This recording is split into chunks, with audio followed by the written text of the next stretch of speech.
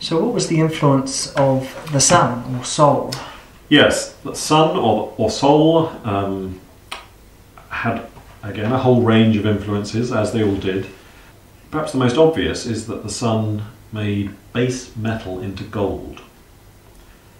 The sun had this, what Lewis called a metallurgical influence, and it's fairly obvious how that meaning became attached to the sun, because if you look at the sun, it looks golden, and therefore people began to relate what they saw in the sky with what they found on the earth, with this golden metal. They thought, oh, there must be some kind of connection here.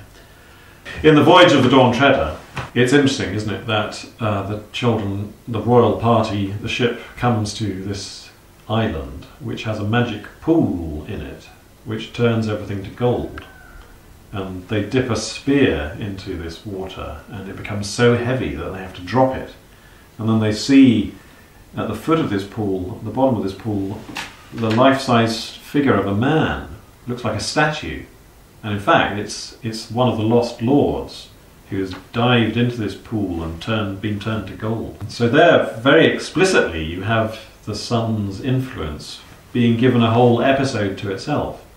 What other influences did the sun have? Well, in addition to turning things to gold, perhaps the major influence of the sun was that it was connected with the slaying of dragons.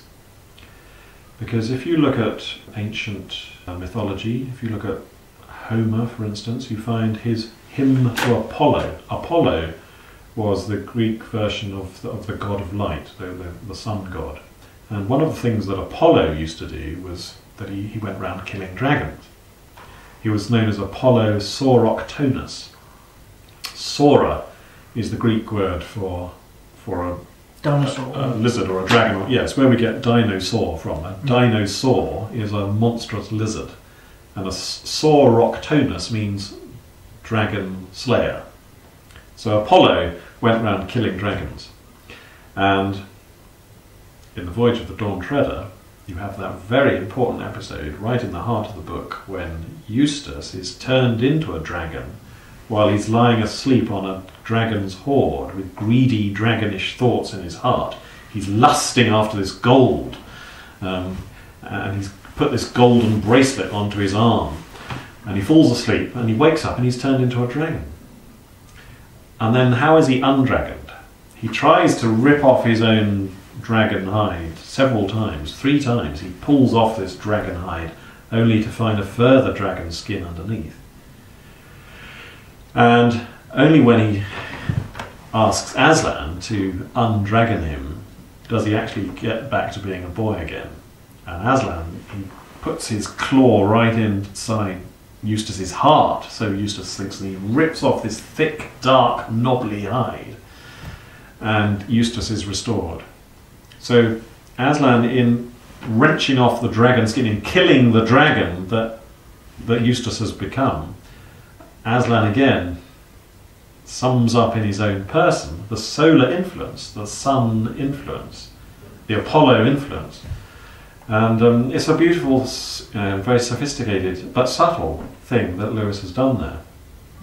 So you have the episode on Goldwater Island, you have the killing of dragons, and the whole plot is a journey towards the place of the rising sun. They're heading towards the utter east, the eastern edge of the world, where the sun rises. And gets bigger. And gets bigger and more golden, and they can only look at it with their eagle's eyes, we're told.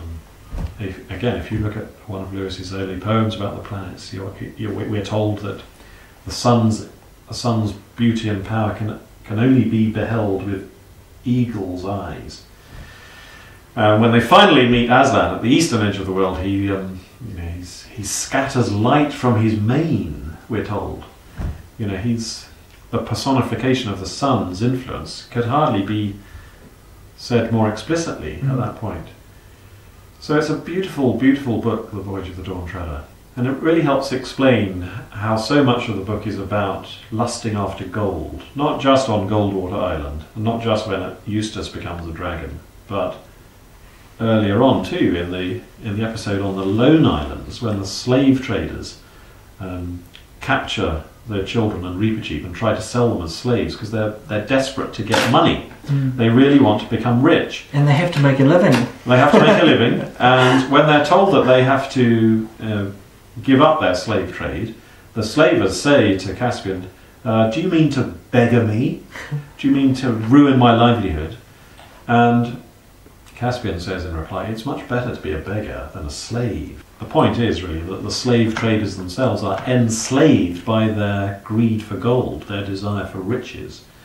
They're just as much slaves to that as the people that they enslave. So it's a very profound book, I think, The Voyage of the Dawn Treader, and that's appropriate because in medieval thought, the sphere of the sun was the sphere of theologians and philosophers. The sun made you wise eventually and showed you true value, the true treasure that lies at the heart of things, which is so different from just mere gold, just racking up huge sums of money. That's not where real riches reside. Mm.